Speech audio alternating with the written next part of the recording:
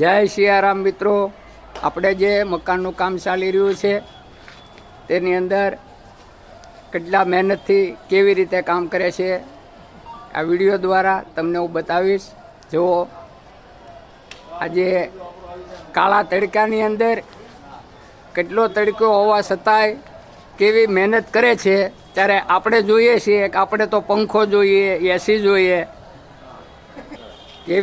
કેવી મહેનતથી કેવી મજૂરી કરે છે આપણે જોઈ શકીએ છીએ। આપણે તો સુવિધામાં ને સુવિધામાં રહીએ છીએ। બાંધકામ ચાલુ છે જોવો।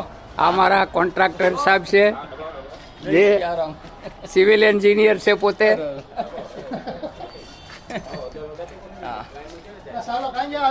જેવો આપણે જોઈ શકીએ છીએ આ મહેનત, કેવી મહેનત। આજે આ મહેનતની આગળ આપણે તો સુવિધામાં જ રહીએ છીએ અને મહેનત જુઓ।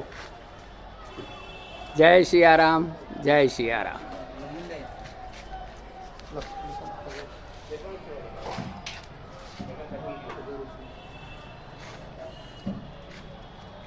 જય સિયારામ।